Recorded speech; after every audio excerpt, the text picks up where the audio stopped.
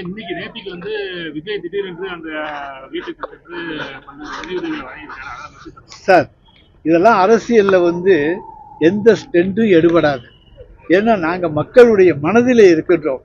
மக்களுடைய மனதிலே தளபதி இருக்கின்ற பொழுது வேறு எந்த ஸ்டெண்டும் அங்க எடுபடாது. ஆனா இப்ப நம்ம ஒருங்கிணைந்த தமிழ்நாடு பண்றோம். 7ஆம் தேதி எடப்பாடி பழனிசாமியும் போய் மக்களை செய்ய தொகுதியா போறாரு.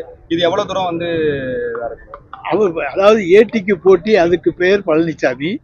அவரை பொறுத்த வரைக்கும் நாங்க என்ன சொல்றோம்னா, எப்பவுமே நாங்க ஒண்ணு பண்ணாத பின்பற்றி ஏதாவது செஞ்சு அதுல வந்து தோல்வியை தழுவக்கூடிய ஒரு வெற்றிகரமான நபர் தான் எடப்பாடி பழனிசாமி. அவங்க என்ன சொல்றாங்க, இந்த தடவை வந்து அதிமுக பிளவுபட்டவங்க எல்லாமே ஒரு என்டிஏ கூட்டணியில ஒருங்கிணைச்சிருக்காங்க. இதனால வந்து 2020 நிச்சயமா வந்து நாங்க வந்து ஒரு இதுவரை தோல்வி கண்டுட்டோம். இதுவே வெற்றியை தான் இதுவரை தோல்வி கண்ட எடப்பாடி பழனிசாமி தொடர்ந்து தோல்வி காண்பார்.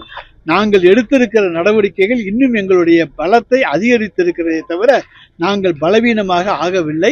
எங்களுடைய பலம் அதிகரித்திருக்கிறது. பிளே ஸ்டோர் மற்றும் ஆப் ஸ்டோரில் இருந்து பாலிமர் செயலியை QR கோடு மூலம் பதிவிறக்கம் செய்யுங்கள்.